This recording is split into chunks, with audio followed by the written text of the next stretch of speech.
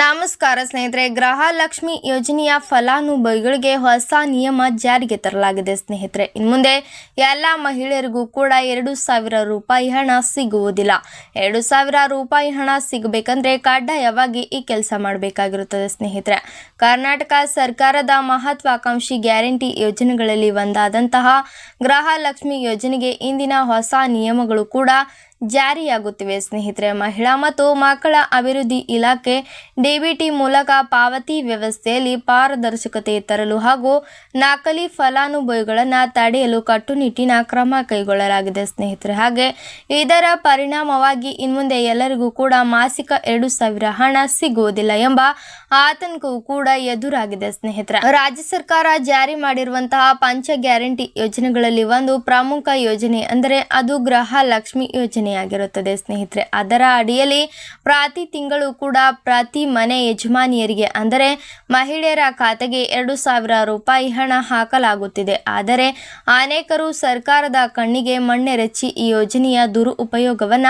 ಪಡೆದುಕೊಳ್ಳುತ್ತಿದ್ದಾರೆ ಎನ್ನುವ ಆರೋಪಗಳು ಕೂಡ ಕೇಳಿ ಬಂದಿದ್ದವು. ಸ್ನೇಹಿತರೆ, ಅದರಿಂದ ಕರ್ನಾಟಕ ಸರ್ಕಾರ ಇದೀಗ ಪರಿಷ್ಕರಣೆಗೆ ಮಾಡಿದ್ದು ನಿಯಮಗಳನ್ನು ಪಾಲಿಸದ ಮಹಿಳೆಯರ ಖಾತೆಗೆ ಹಣ ಬರದಿರಬಹುದು. ಯೋಜನೆಯ ನಿಜವಾದ ಫಲಾನುಭವಿಗಳಿಗೆ ಮಾತ್ರ ಹಣ ತಲುಪಬೇಕು ಎಂಬ ಉದ್ದೇಶದಿಂದಾಗಿ ಕರ್ನಾಟಕ ಸರ್ಕಾರದ ಹಣ ವ್ಯರ್ಥ ಆಗದಂತೆ ಕ್ರಮ ಕೈಗೊಳ್ಳಲು ಅಧಿಕಾರಿಗಳು ಮುಂದಾಗಿದ್ದಾರೆ. ಸ್ನೇಹಿತರೆ, ಹಾಗೆ ಸರ್ಕಾರದ ಮಟ್ಟದಲ್ಲಿ ಈ ಪ್ರಸ್ತಾವನೆಗೆ ಸಕಾರಾತ್ಮಕ ಸ್ಪಂದನೆ ಕೂಡ ದೊರೆಯುತ್ತಿದೆ. ಮುಂದಿನ ದಿನಗಳಲ್ಲಿ ಸೂಕ್ತ ತೀರ್ಮಾನ ಕೈಗೊಳ್ಳುವ ಸಾಧ್ಯತೆ ಇದೆ ಎಂದು ತಿಳಿದು ಬಂದಿದೆ. ಸ್ನೇಹಿತರೆ, ಹಾಗೆ ಗೃಹಲಕ್ಷ್ಮಿಯ ಕುರಿತು ಈ ಹೊಸ ನಿಯಮ ಕೂಡ ಜಾರಿಗೆ ಬಂದಿವೆ.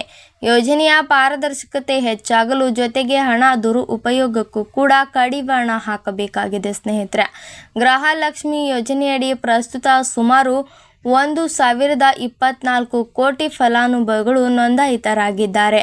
ಗೃಹಲಕ್ಷ್ಮಿ ಯೋಜನೆಗಾಗಿ ಸರ್ಕಾರ ಇದುವರೆಗೂ ಕೂಡ 57,300 ಕೋಟಿ ರೂಪಾಯಿಗೂ ಅಧಿಕ ಮೊತ್ತವನ್ನು ವೆಚ್ಚ ಮಾಡಿದೆ ಎಂದು ಹೇಳಲಾಗಿದೆ. ಸ್ನೇಹಿತರೆ, ಆದರೆ ಕೆಲವು ಪ್ರಕರಣಗಳಲ್ಲಿ ಮರಣ ಹೊಂದಿರುವಂತಹ ವ್ಯಕ್ತಿಗಳ ಹೆಸರಿನಲ್ಲಿಯೂ ಸಹ ಕುಟುಂಬಸ್ಥರು ಹಣ ಪಡೆಯುತ್ತಿದ್ದಾರೆ. ಮರಣ ಹೊಂದಿರುವ ವ್ಯಕ್ತಿಗಳ ಹೆಸರಿನಲ್ಲಿಯೂ ಹಣ ಜಮಾ ಆಗದಿರುವುದು ಹಲವೆಡೆ ಬೆಳಕಿಗೆ ಬಂದಿವೆ. ಸ್ನೇಹಿತರೆ, ಇದರ ಅಕ್ರಮವನ್ನು ತಡೆ ಹಿಡಿಯುವುದು ಸರ್ಕಾರದ ಪ್ರಮುಖ ಗುರಿಯಾಗಿದೆ. ಸ್ನೇಹಿತರೆ, ನಿಜವಾದ ಹಾಗೂ ಅರ್ಹ ಫಲಾನುಭವಿಗಳಿಗೆ ಮಾತ್ರ ಹಣ ಸರ್ಕಾರದ ಈ ಯೋಜನೆಯ ಲಾಭ ತಲುಪಬೇಕು. ಜೊತೆಗೆ ಸರ್ಕಾರದ ಹಣ ಯಾವುದೇ ರೀತಿಯಲ್ಲಿ ಸೋರಿಕೆಯಾಗಬಾರದು ಎಂಬ ಉದ್ದೇಶದಿಂದಾಗಿ ಹೊಸ ಕ್ರಮವನ್ನು ಜಾರಿಗೆ ತರಲಾಗಿದೆ. ಸ್ನೇಹಿತರೆ, ಈ ಬಗ್ಗೆ ಉನ್ನತ ಮಟ್ಟದಲ್ಲಿ ಚರ್ಚೆ ಕೂಡ ನಡೆಯುತ್ತಿದೆ. ಸ್ನೇಹಿತರೆ, ಮರಣ ಹೊಂದಿರುವಂತಹ ಖಾತೆಗಳಿಗೆ ಹಣ ಜಮಾ ಆಗದಂತೆ ತಡೆಯಲು ಸೂಕ್ತ ಕ್ರಮವನ್ನು ಕೈಗೊಳ್ಳಲಾಗಿದೆ. ಸ್ನೇಹಿತರೆ, ಸರ್ಕಾರ ಸೂಚಿಸಲಾಗಿದೆ. ನಿವೃತ್ತ ಸರ್ಕಾರಿ ನೌಕರರು ಕೂಡ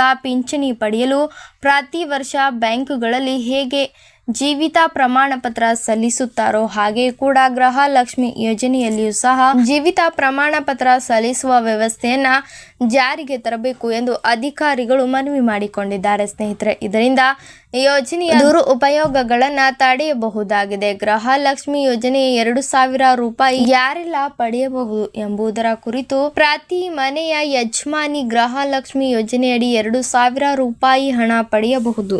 ರಾಜ್ಯದ BPL ಹಾಗೂ APL ಕಾರ್ಡ್ ಹೊಂದಿರುವಂತಹ ಕುಟುಂಬದ ಸ್ತ್ರೀಯರು ಕೂಡ ಅರ್ಜಿ ಸಲ್ಲಿಸಬಹುದು. ವಿವಾಹಿತ ಮಹಿಳೆಯರು, ವಿಚ್ಛೇದಿತ ಮಹಿಳೆಯರು ಹಾಗೂ ನಿರ್ಗತಿತ ಮಹಿಳೆಯರು ಕೂಡ ಅರ್ಜಿ ಸಲ್ಲಿಸಬಹುದಾಗಿದೆ. ಲೈಂಗಿಕ ಅಲ್ಪಸಂಖ್ಯಾತರು ಕೂಡ ಈ ಯೋಜನೆಗೆ ಅರ್ಜಿ ಸಲ್ಲಿಸಬಹುದು. Aadhaar card, bank account details ನೀಡಬೇಕಾಗುತ್ತದೆ. ಸ್ನೇಹಿತರೆ, ಹಾಗೆ ಗೃಹಲಕ್ಷ್ಮಿ ಯೋಜನೆಗೆ ಅರ್ಜಿ ಸಲ್ಲಿಸುವುದು ಹೇಗೆ? ಆನ್ಲೈನ್, ಆಫ್ಲೈನ್ ಎರಡು ವಿಧಾನದಿಂದ ಮಹಿಳೆಯರು ಅರ್ಜಿ ಸಲ್ಲಿಕೆ ಮಾಡಬಹುದಾಗಿದೆ. ಸ್ನೇಹಿತರೆ, ಹಾಗೆ